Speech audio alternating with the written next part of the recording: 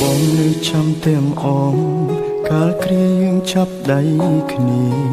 ទួងកំសត់វេទនាពងទាមួយញ៉ាំពីអ្នកស្បត់ថាមិនចោលគ្នាមិនអោយម្នាក់ណាបែកបាក់ឆ្លងផុតឧបសគ្គអូនក៏ប្រើអារម្មណ៍អូនផ្ដាំផ្លែកិញភ្នែកមើលបងម្ដងម្ដងមានគេលាក់បងស្នេហ៍ស្នងបងដឹងត្រាអូនជួបគេរាល់ថ្ងៃក្លិនគេជាប់កាយអូនហើយអូនមិនបាច់បកស្រាយឡើយបងយល់ឲ្យអូនចេញក្រៅធ្វើការដូចឲ្យអូនទៅមានថ្មីដឹងទេបងជឿណាថ្លៃគ្មានន័យខត់អូនមិនបានបើដឹងថាមានថ្ងៃនេះមិនបាច់ខំដល់មានបានទោះបីឈឺក្ររហាមរើសសំរាមគុំឲ្យអូនក្បត់ឲ្យអូនចេញក្រៅធ្វើការដូចឲ្យអូនទៅមានថ្មីទោះបងយំស្លាប់មកថ្លៃ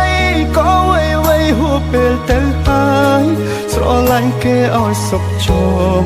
បងមិនខត់ទេតែអើយតែបើអូនចង់បកក្រោយចាំត្រាំត្រាយបងនៅទទួល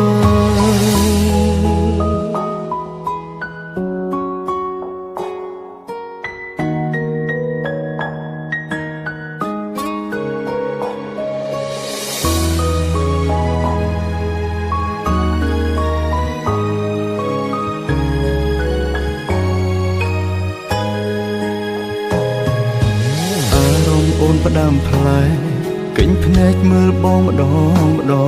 មានគេលាក់បងស្នេហ៍ស្នងបងដឹងត្រាអូនជួបគេរាល់ថ្ងៃក្លិនគេជាប់កាយអូនហើយអូនមិនបាច់បកស្រាយឡើយបងយកឲ្យអូនចេញក្រៅធ្វើការដូចឲ្យអូនទៅមានថ្មីដឹងទេបងជឿណាថ្លៃគ្មានន័យខត់អូនមិនបានបើដឹងថាមានថ្ងៃនេះ